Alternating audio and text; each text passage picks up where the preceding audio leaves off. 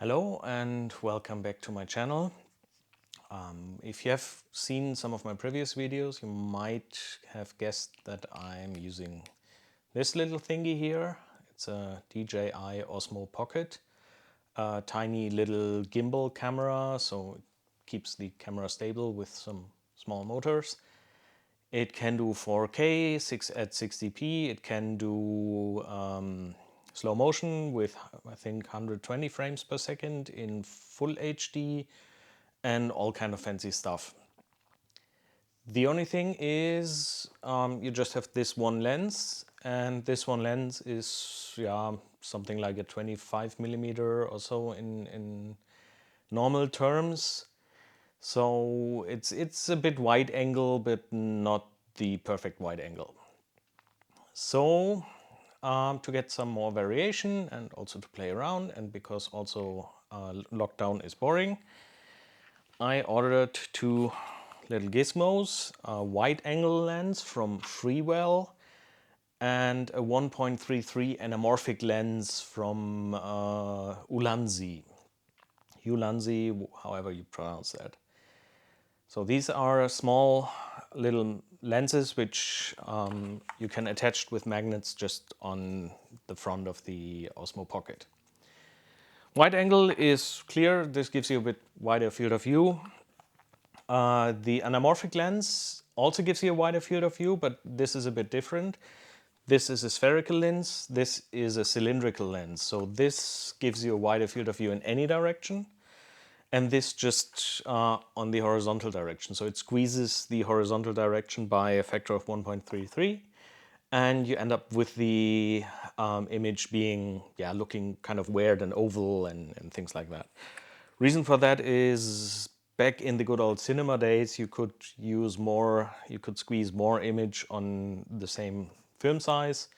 So that's why they invented anamorphic lenses in the, I think, 20s, 1910 something, so pretty old technology.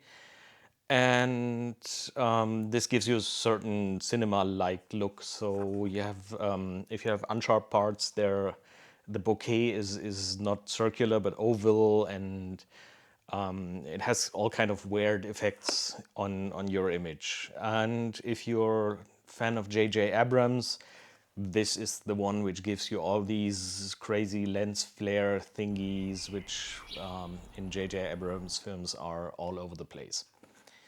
So without further ado, I went to test these lenses, and the next, I don't know how many minutes, you will see some test images I took, first without any lens attached, then the wide angle, and then the anamorphic lens, to just show you how it looks like.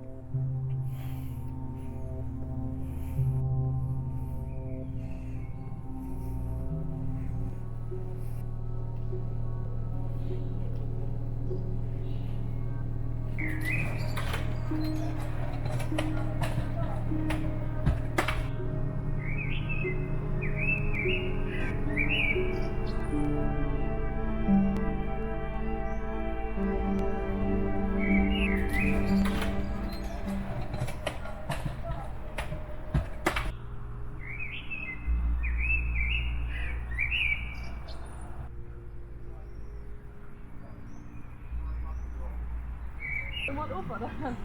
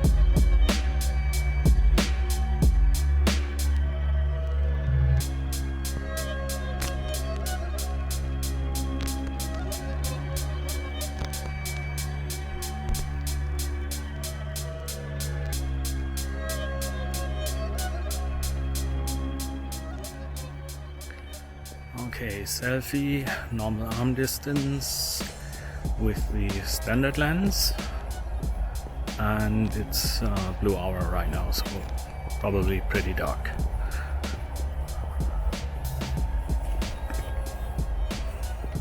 This is stretched arm, so this is as far as I can get.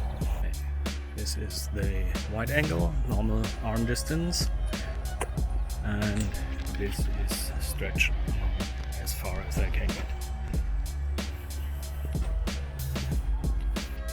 Okay, this is the anamorphic lens with the stretched arm, so slightly angled in a comfortable distance, and this is completely stretched out arm as far as I can get.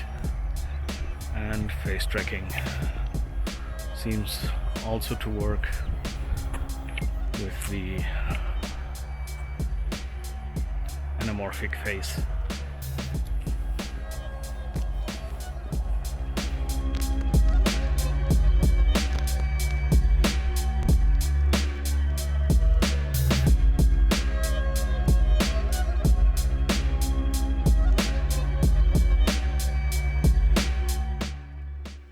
So, what's my verdict on these things? Actually, they're pretty good, much better than I expected. So, the wide angle lens, definite recommendation. Nearly distortion free, doesn't have any color cast, and it gives you a not much wider field of view, but a wider field of view. And I think if you're vlogging, then this might be really interesting for you, because you can get some surroundings if you're in vlogging mode. But I also like it for landscape shots, or so when you want to have a bit more of the landscape in your field of view. The anamorphic lens, it's a bit mixed bag, so I think it has a horrible barrel distortion, which you can correct digitally, I think. It has a color cast, so the images for some reason seem to be warmer than without it, or with the wide angle one. And it has lens flares. This is actually why I bought it, lens flares. But it's also a bit unsharp, so it affects image quality. Is it bad? No, actually not.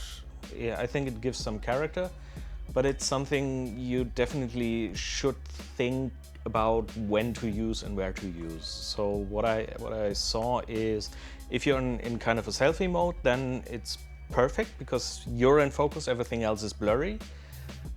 If you're in landscape, then just endless desert or something, then it might be a bit annoying that it is getting unsharp at the edges. But overall, I think this was 30 bucks. This was 40 bucks. European bucks, so I don't know how much in the US, but I think it's something similar. Overall, I think both are worth buying and are interesting tools to have in your toolbox.